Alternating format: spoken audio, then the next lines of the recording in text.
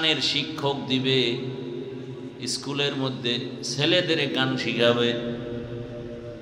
যেই গানের আওয়াজ শুনলে গুনাহের আকর্ষণ বাড়ে সে গান শোনা হারাম।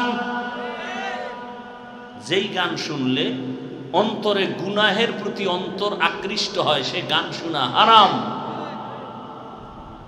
এমন গান নাই? আল্লাহ হেদায়েত দান করুন। তো তাকওয়া ছাড়া পিছনের গুনাহ থেকেও বাঁচা যাবে না, আল্লাহর ভয় ছাড়া সামনের জীবন থেকেও বাঁচা যাবে না। এত বয়ান শুনে এরপরও কেন সুদ খায়? জানে নিজে সুদ খাওয়া হারাম, এরপরও খায়। সবাই জানে গালি দেওয়া হারাম, এরপরও দেয়। সবাই জানে চুরি করা হারাম, এরপরও করে।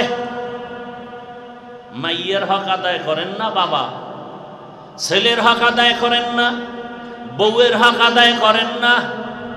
আমি বক্তা শ্রোতাদের হক আদায় করি না, আমি ইমাম মুসল্লিদের হক আদায় করি না, আমি বাবা সন্তানের হক আদায় করি না, আমি স্বামী স্ত্রীর হক আদায় করি না, আমি সন্তান আমার মা বাবার হক আদায় করি না।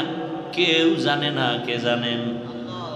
আল্লাহ কয় হাফিজুর রহমান, তোরে মানুষ বলে তুই বড় ভালো মানুষ। আমি জানি তুই সারা রাত মোবাইল চালাও, আমি জানি তুই বউয়ের সাথে ব্যবহার ভালো করো না, তুই সন্তানের হক আদায় করো না। তোর মতো খেয়ানতকারীর কাছে আমি দেশের আমানত দিব না। তুই হুদা চাপাবাজি করে লাভ নাই।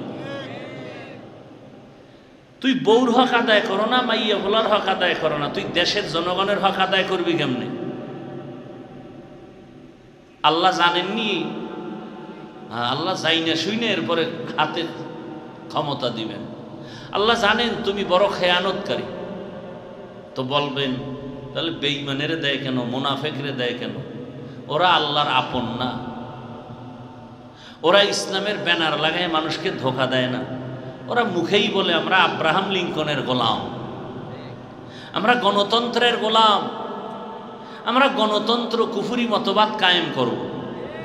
ফাঁকে ফাঁকে হুজুরগো দোয়া নিব, আর আমগো কিছু দোয়া দেওয়ার না। হুজুরও আলাদা আছে, হাদিয়া পাইলে আলাদা দোয়া দেয়। কি হুজুরও আলাদা আছে না? আছে।